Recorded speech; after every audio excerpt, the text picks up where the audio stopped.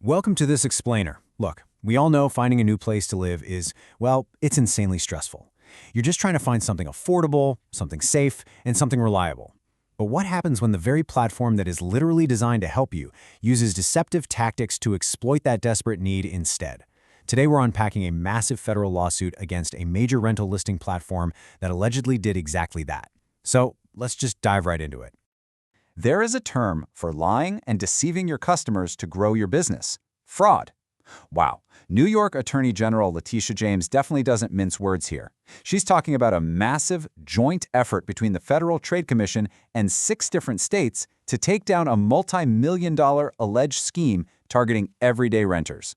So here is our roadmap for today. Number 1, the affordable housing hustle. 2, anatomy of the scam.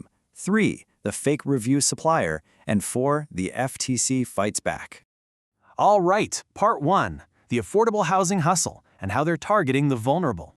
So who was actually getting hit by this? The FTC alleges the platform primarily targeted low-income individuals and students, taking tens of millions of dollars from the very consumers who could least afford to lose it. I mean, imagine working a minimum wage job or just scraping by on student loans only to lose your hard-earned money to a scam when you desperately need a roof over your head. It's just incredibly damaging. So who exactly is the entity behind all this? It's Roomster Corp. They're a New York-based platform where users basically pay upfront fees to access listings for room rentals, sublets, and roommates. The FTC's lawsuit actually names the company's top executives directly: John Schreiber and Roman Zox. Consumers completely trusted this app. They genuinely believed they were paying for a premium, safe environment to find a place to live. Moving on to part 2, anatomy of the scam, let's look at the mechanics of this deception. Now, Roomster was out there heavily promoting their listings as authentic and verified. Sounds great, right? Yet, when the FTC investigated, they uncovered a completely glaring contradiction. Roomster had actually immediately accepted and published a fake listing for a fictional apartment that was supposedly located at the exact same address as a U.S. Post Office commercial facility. So, yeah, there was absolutely zero actual verification happening there. The platform allegedly used this whole multi-pronged strategy to trap consumers. First off, they saturated the internet with tens of thousands of fake 4- and 5-star reviews. Why? To bury the real warnings from actual users who were trying to flag the listings as totally fake. Next, they allegedly used phony listings on external sites like Craigslist basically as bait. So a consumer clicks on a link for a great apartment, gets driven to Roomster, pays a fee to see the details, and then discovers it's just a phantom listing. And to make matters even worse, consumers who signed up complained they were then bombarded by fraudsters with even more fake listings. Which brings us to part 3, the fake reviews supplier. How exactly they engineered this authenticity? Enter the alleged enabler here, Jonathan Martinez, who is doing business under the name AppWin. According to the FTC complaint, Martinez was the third-party contractor allegedly paid to pump tens of thousands of fake positive reviews into Roomster.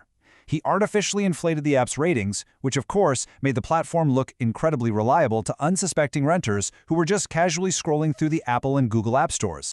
And this wasn't just recklessly buying up bots. It was a highly calculated effort to outsmart the system. The FTC actually alleges that Roomster owner John Schreiber explicitly instructed Martinez to spread out the reviews so they appeared constant and random. They were taking very deliberate, strategic steps to mask these fake reviews as organic, everyday consumer feedback.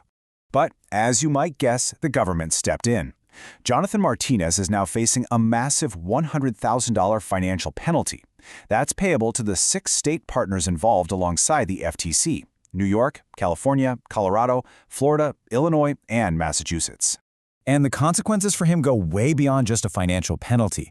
As part of the settlement terms, Martinez actually has to notify Apple and Google that he was paid by Roomster for posting fake reviews and identify the exact ones. On top of that, he is permanently banned from ever selling or misrepresenting consumer reviews again, and he has to fully cooperate with the FTC in their active ongoing case against Roomster. And that leads into our final section, part 4, the FTC fights back, which is part of a much broader war on fake reviews. You see, Roomster isn't an isolated incident. If we look at the timeline, back in 2021, the FTC put hundreds of firms on strict notice that they could face massive financial penalties for using fake reviews or misleading endorsements. Then, by early 2022, the major online retailer Fashion Nova paid out $4.2 million to settle allegations that they were intentionally blocking negative reviews from their website. And that brings us to August 2022, with the FTC and 6 states officially launching their lawsuit against Roomster. So the government is clearly drawing a very hard line in the sand regarding digital authenticity. So where does the Roomster lawsuit currently stand? Well, the complaint was filed in the U.S. District Court for the Southern District of New York. And a really telling detail to note here, the FTC Commission voted 5-0 to authorize filing this complaint. That shows a unanimous, bipartisan agreement on just how severe these allegations are. The ultimate goal of this lawsuit, according to the director of the FTC's Bureau of Consumer Protection, is to hold Roomster and its executives accountable and, most importantly, to return that stolen money to hardworking renters. We've definitely covered a lot of ground today, but I want to leave you with a provocative thought as we wrap up this explainer.